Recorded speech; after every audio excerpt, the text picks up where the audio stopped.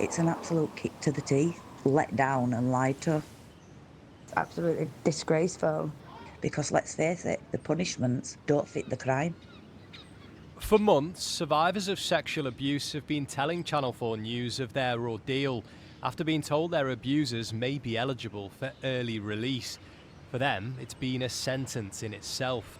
Thanks for having me. Hearing those concerns, the Prime Minister has now tightened the rules to exclude those convicted of rape, serious child sex offences and grooming. So, important to recognise that already people who are on life sentences, people who've been convicted of murder, terror offences, they're outside of this. I'm pleased we've been able to add rapists and child sex offenders there as well. We would have liked to have gone further, but we couldn't, because if we do that, we would run out of prison places very quickly, and then no victims would be getting justice. Andy Burnham paused the early release scheme after it emerged 2 of the killers of PC Andrew Harper could be released early. He died after being dragged more than a mile by their car while investigating a theft. Even with the new changes, though, they're still eligible for early release. I think he would find it quite unbelievable, really. The disappointment, he gave everything in such a nasty way at the end of his life, and I think he deserves better, and I'm without doubt that he will feel greatly aggrieved by this and probably wonder why he bothered. For others, though, relief. Jade Belgrove took a petition to Number 10 calling for sex offenders not to be released early. She had been told the man who raped her when she was 14 could be eligible. I'm just so glad that they have heard us and we have been listened to, and they have done the right thing in making this decision and not letting these people out to harm more. Should it have come to this, you having to do all this campaigning? We should never have had to campaign for our basic rights. We should never have been pushed into the position we are, because it has opened a lot of wounds that were in the process of being healed, and it's like we have had to start again just to be listened to, heard, understood, and it has been a very, very painful few weeks. The simple maths of prison places meant pain was inevitable, and from the union representing probation staff, NAPO, a stark warning. Plans to release thousands of domestic abuse perpetrators and stalkers early from prison does not boost victim protection. It means that more people, largely women, will be killed or harmed. 5,000 prisoners will now be released over 10 months from October in England and Wales, down from the original plan of 6,000 from September. Is there an element here of kicking the can down the road? Absolutely. I mean, successive governments have failed to prioritise our criminal justice system. It has been chronically underfunded and mismanaged for decades, and that's why we find ourselves in the situation that we're in. Kemi Badenoch was keen to clarify her party's record as she joined police on raids earlier. In 14 years of Conservative government, there was early release of about 10,000 prisoners. We have had 60,000 released under Labour in just 2 years. You cannot compare the two situations. There is no quick fix when it comes to rebuilding an overburdened justice system. Andy Burnham knows that as he gets his first taste of making unpopular decisions as Prime Minister. He's offered some relief for victims today, yet more pain too. After all, there is no get-out-of-jail-free card for them. Andrew Misra there. Well, earlier I spoke to Molly Cousins, a survivor of domestic abuse, whose former partner Daniel was jailed for 5 years for a list of violent crimes, including strangulation and suffocation. She's been campaigning against early prison release for domestic abusers since learning that her attacker, Daniel, may be eligible. I asked her how she felt about today's announcement by the Prime Minister, which still leaves her former partner eligible for early release. I feel upset. I feel like we've been disregarded. I feel like we've been pushed to one side. What's happened to us and what we've had to go through has not been reflected in anything to do with the law. We've suffered a lot. Me personally, I've dealt with a lot of trauma for what Daniel had put me through. And for him to get a 5-year sentence to 33%, means he's only serving 15, 16 months of a 5-year sentence. It doesn't make me feel safe. Is it okay if I read out some of the things he was convicted of doing to you? Yes, that's fine. controlling and coercive behaviour, strangulation, suffocation, sharing intimate photos, assault, harassment and criminal damage. Yeah. These are not deemed worthy of exclusion by the government today, albeit in a difficult position. But what do you make of that? Everything that happened to me was a very serious offence on me and my children, especially my newborn daughter at the time. The suffering that we've been through, we've had to move house, we've had to change schools. I've had to uproot my family, you know, and change our whole lives just to try and keep us safe, for him to just be let out. We have a Justice Minister on Channel 4 News this evening. What do you want to say to her about how you're feeling just now? I want to ask if we was even considered in this review, domestic violence survivors, the trauma we've had to face already, you know, what we've had to do to keep ourselves safe. What are you going to do to keep us safe? The Prime Minister has said he wanted to go further, he wanted to do more, he's pushed this as far as possible. Do you have any sympathy for his position? No. When the review first took place and I was made aware of the review happening, you know, I got some hope and I thought, you know what, maybe he is going to take some responsibility and actually do something about it. But then obviously when I got that phone call yesterday from the victim liaison officer, I just thought, where was the process thinking there, and where was the sympathy for us and for what we've had to go through? So what, you've already been made aware, are you, that your perpetrator in your case could be eligible for early release now? Yeah. The victim liaison officer told me he will be eligible for release as of October this year. And when you hear people talk about trying to find some sort of way through this, because if people are committing offences now, there might not be prison places for them unless they do something. What do you think of the situation that we're in? So it's just giving them an opportunity to re-offend. They're going to re-offend. They're going to do it all over again. I mean, there have been apologies from the government to some of the other families who have been affected by this decision today. Is that something that you would like directly from the government? Maybe, but it wouldn't really make much of a difference because you're still not acting on that. Like, putting a licence in place doesn't mean it's going to stop, you know, because that's what keeps getting said. Oh, well, he'll be on a licence and he'll have this in place and he'll have that in place. But he already broke bail when he was first arrested, so he's a history of not abiding by the rules, you know, and not following what he's told to do, basically. Have you thought about how you'll feel when you know he's been released early? When you know for sure that he's out? Well, I spent when I got the phone call yesterday, I spent most of the night crying, just wondering, and getting flashbacks and the nightmares, you know, that all come back just from a phone call of saying this is a month, I've got a month, you know. So the fear, I don't think will ever go away. But Molly Cousins, thank you very much for speaking with us. Thank you. Well, before we came on air, I spoke to Alex Davies-Jones, the Minister for Victims and Tackling Violence Against Women and Girls. I asked her for her response to what Molly Cousins had to say. My heart goes out to Molly and every victim who will be concerned by the potential early release of the perpetrators.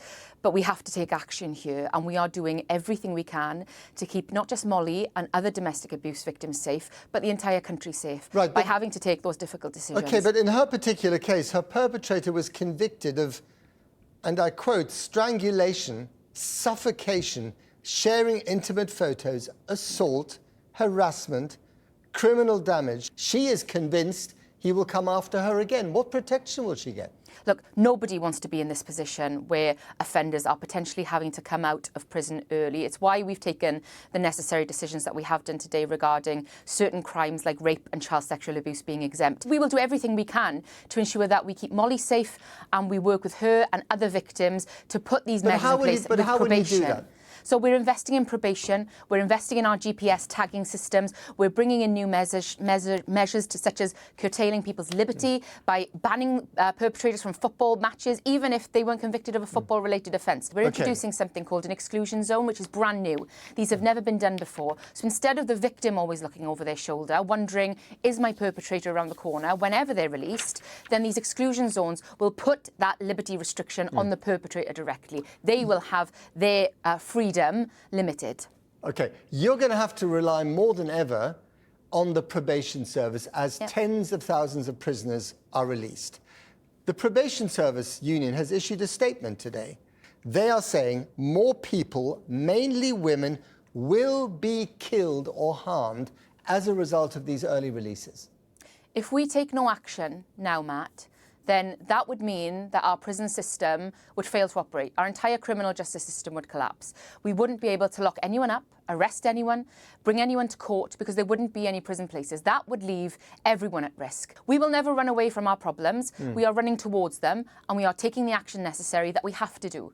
Well, should he be running towards more funding for the probation service, filling those vacancies, without which you cannot do the job that is about to land on your doorstep with thousands of people released? Yeah, and that is what we're doing, Matt. We are funding the probation service with millions. When will that happen? So that's happening. We've committed to that funding, and we're working with them and colleagues. When will the money come online? So it's online. We are investing in our probation service directly now on that new equipment, on that new resource, on new officers, on that training to ensure that they are trauma informed, that they are working with the victim liaison officers, they are listening to victims as well. That's why we're giving ourselves more time to allow that necessary work to happen, so that victims like Molly and sadly so many others are listened to and their concerns taken on board. We did a special investigation last week about the electronic tags.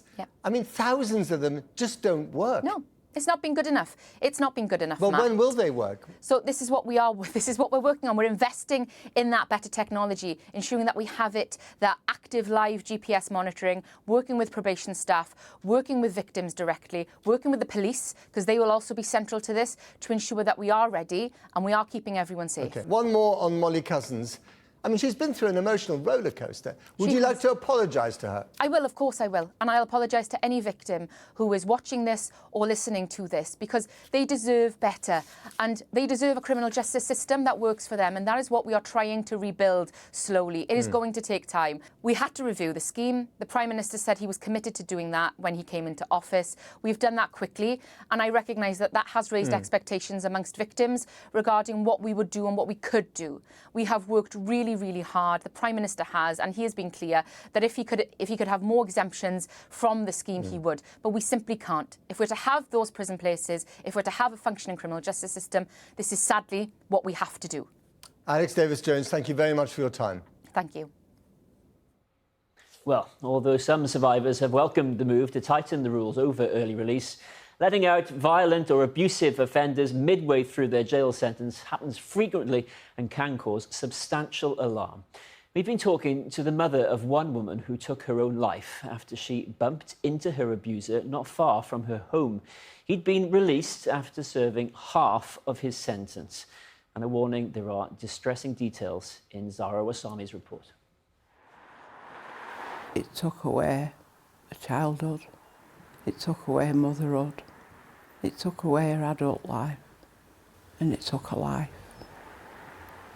There were times where she'd just walk out and she'd be in absolute despair. Lexi can't tell you about the sexual abuse she suffered at the hands of a grooming gang in Rochdale. The voice you're hearing belongs to her mother, who we're calling Glora. We've changed their names to protect their identity. Aged just 33, Lexi took her own life. I was banging on the doors. I was banging on the police's doors. I was banging on social services doors, the NHS, everything. They portrayed her as an alcoholic and a drug addict.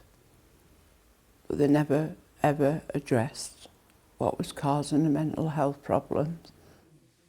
Lexi was 13 years old when the abuse began. Soon after, she suffered severe and complex mental health illnesses. Over the years, she struggled with PTSD, psychosis, and had turned to drugs as a coping mechanism. Her perpetrator, in his 50s at the time, was eventually sentenced to 6 years in prison. After enduring a life of fear and hardship, Lexi refused to give in. She graduated from university and became a mother. And despite what she'd gone through, she was she had the strength of a lion, strong as an ox. She was one of a kind. She was fun-loving. She was feisty and she could stick up for herself. After serving half of his sentence, which is the standard for most prisoners, her perpetrator was released. He then returned to Rochdale, was fitted with an electronic tag and given a half-a-mile exclusion zone.